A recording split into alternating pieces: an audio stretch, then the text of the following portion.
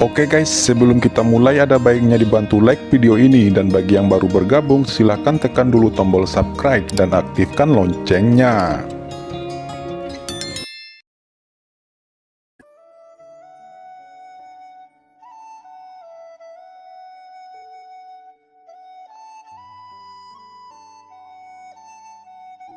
Berapa banyak harta yang dimiliki Qin Chen? Melihat sosok Qin Chen hampir menghilang, Ling Luling tidak bisa menahannya lagi, dan sebuah rune muncul di tangannya. Rune ini tampaknya sama dengan milik Qian Yuanliang sebelumnya, tapi itu jauh lebih menakutkan daripada milik Qian Yuanliang. Ini jelas juga semacam harta perlindungan tubuh. Ling Luling mengambil langkah menuju pusaran waktu, dan ingin menggunakan harta ini untuk melawan kekuatan waktu, dan kemudian menemukan Qin Chen dan membunuhnya.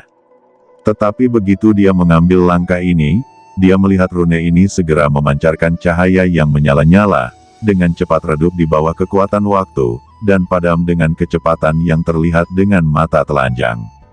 Runenya lebih kuat dari rune Qian Yuanliang sebelumnya. Tidak ada yang tahu bahwa rune di tubuhnya adalah tingkat suci surgawi. Itu adalah kekuatan tertinggi Yaomi Mansion, dan apa artinya ini?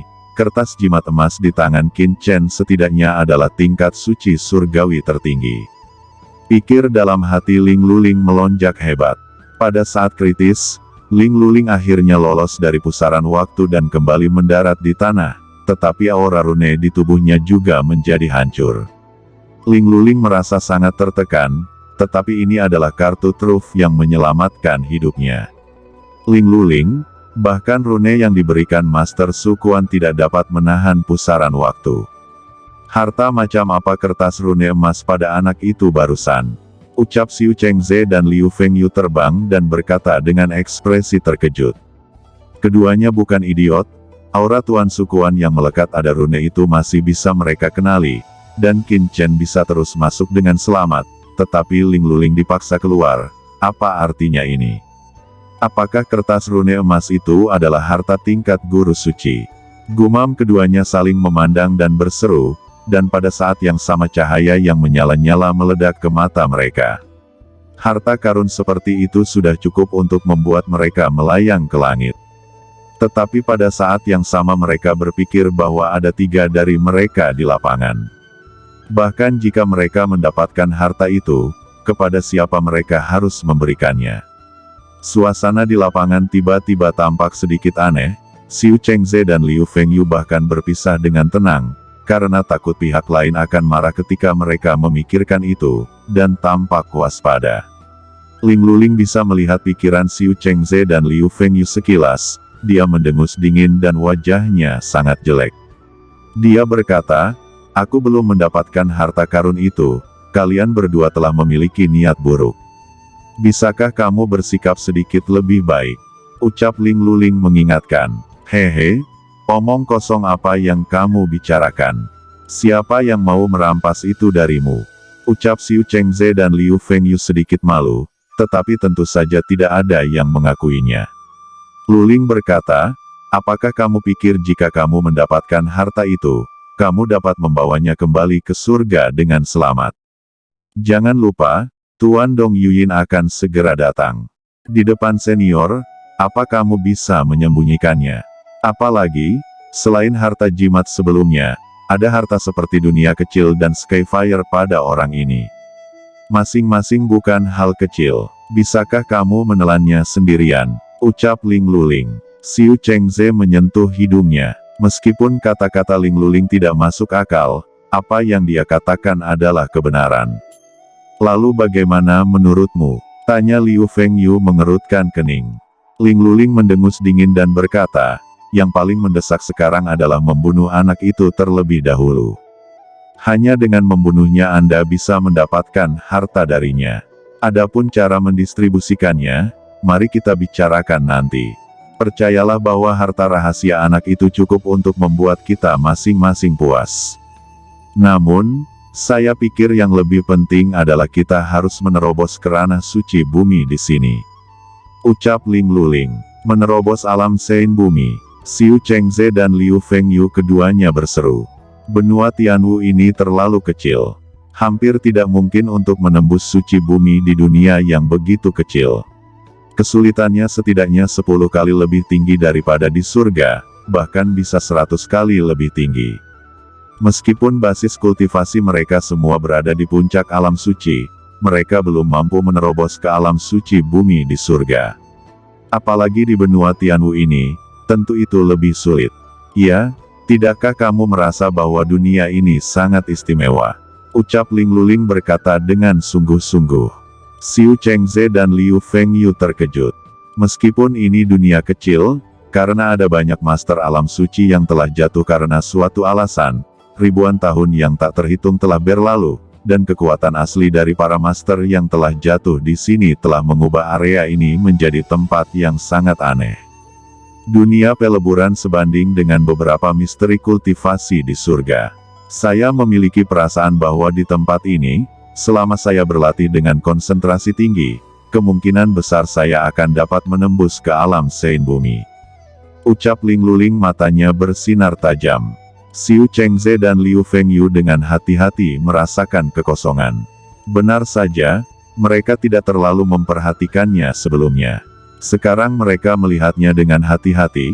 Dunia di sekitar mereka memang sangat ajaib, dan mereka tidak memiliki terlalu banyak batasan pada kekuatan asli mereka. Perasaan semacam ini tidak ada sebelumnya di Ngarai, tapi di sini, itu ada. Ini menunjukkan bahwa bukan tidak mungkin bagi mereka untuk menembus basis kultivasi di sini. Perubahan di dunia dan bumi memiliki alasannya masing-masing. Jika saya tidak salah menebak, dalam pusaran waktu ini, sangat mungkin ada semacam harta karun khusus yang telah mengubah lingkungan daerah ini, ucap Ling Luling berkata dengan suara yang dalam, matanya terbuka. Ini secara alami membuat Xiu Chengze dan Liu Fengyu lebih antusias dan bersemangat. Jantung keduanya berdegup kencang. Selanjutnya, kita akan tetap tinggal di sini. Saya tidak percaya bahwa anak itu tidak akan pernah keluar.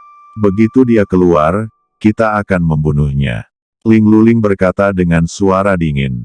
Mereka bertiga telah membuat keputusan, dan mereka semua duduk di sini dan tidak memberi Qin Chen kesempatan untuk melarikan diri. Selama Qin Chen keluar, mereka akan membunuh Qin Chen. Tidak peduli berapa lama, mereka akan menunggu. Di sisi lain, Qin Chen terus masuk jauh ke dalam pusaran waktu. Di dalam pusaran, penglihatannya sangat terpengaruh, dan bahkan kekuatan jiwanya akan terdistorsi di sini. Bahkan dengan kekuatan jiwanya, dia hanya bisa melihat dalam jarak 10 kaki. Tidak ada apa-apa di sini, dan yang aneh untuk dikatakan adalah bahwa sumber kekuatan di sini sangat aneh, seolah-olah tidak ada habisnya, dan selalu mustahil untuk melihat sumber yang sebenarnya. Qin Chen tidak tahu betapa menakutkannya pusaran waktu ini. Di bawah perlindungan kertas jimat emas, dia tidak bisa menyerang seperti 10.000 hukum. Jika benda ini dapat terus menunjukkan kekuatan seperti itu, Qin Chen percaya bahwa itu akan dapat membunuh seorang guru surgawi dalam sekejap, karena dia telah melihat tindakan Ling Luling, dan dia tidak dapat memasuki pusaran waktu ini sama sekali. Tidak tahu sudah berapa lama pusaran waktu tiba-tiba menghilang. Qin Chen menemukan dirinya di tanah dengan tanah yang keras di bawah kakinya. Kertas rune emas redup dan jatuh ke tangan Qin Chen, dan rune itu terdiam. Qin Chen melihat sekeliling, dan jiwanya dengan hati-hati bersandar ke ruang di depannya, dan segera merasakan pusaran berbagai hukum terjalin, seperti jaring pisau, mengubah kesadarannya menjadi berkeping-keping.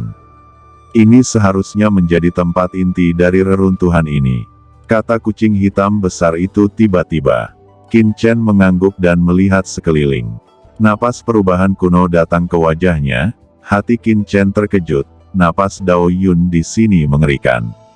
Sangat disayangkan tidak mungkin untuk memahami dan menyerapnya secara langsung.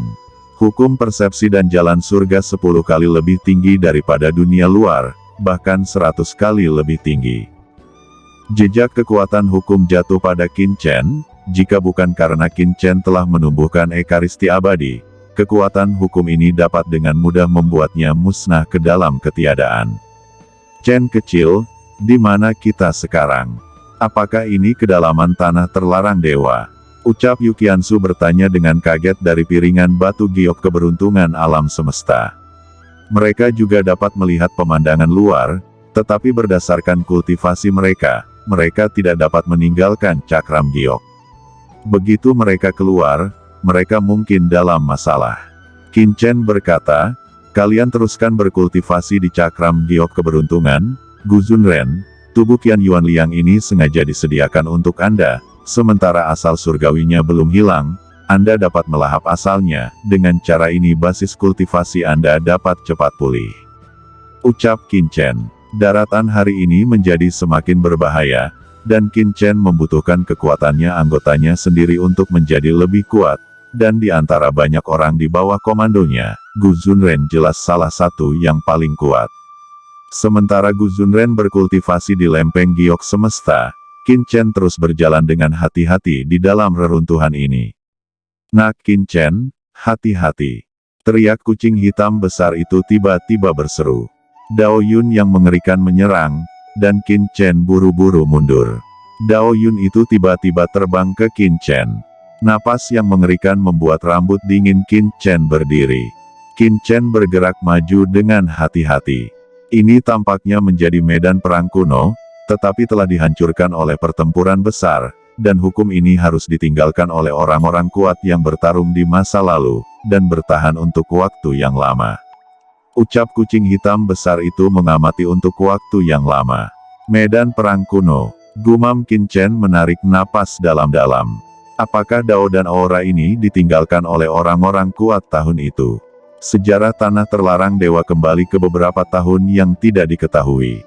Dalam jangka waktu yang begitu lama, bahkan aura Master Suci Surgawi bisa menghilang. Orang kuat macam apa yang bertarung di sini saat itu?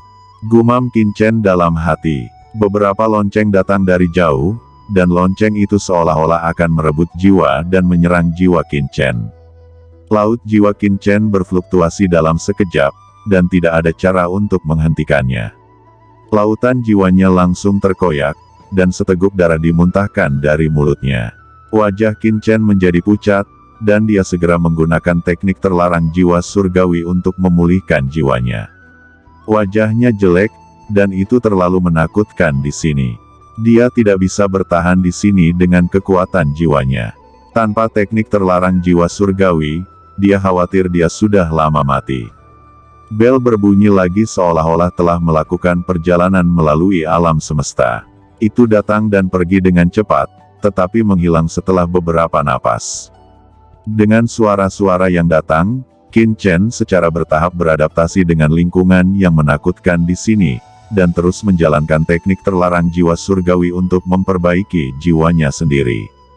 Jika bukan karena teknik terlarang jiwa surgawi, dia akan mati beberapa kali.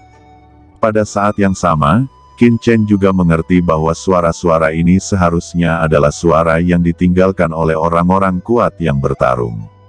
Di dunia ini, mereka telah berubah menjadi kekuatan Dao dan akan bertahan selama miliaran tahun. Qin Chen berjalan maju dengan hati-hati, mencoba menemukan jalan keluar di sini, tetapi daerah sekitarnya tandus dan sepertinya tidak ada jalan keluar sama sekali. Qin Chen bahkan tidak punya waktu dan sudah berapa lama dia berjalan. Dua jurang besar tiba-tiba muncul di tanah di depannya, dan kedua jurang ini menghalangi jalan Qin Chen. Oke teman-teman, terima kasih sudah menonton. Jangan lupa like, komen, dan subscribe.